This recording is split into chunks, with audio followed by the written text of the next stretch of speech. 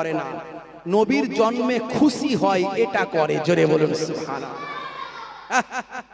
নবীর মিলাদ, মিলাদ মানে আলোচনা, নবীর জন্মের আলোচনা।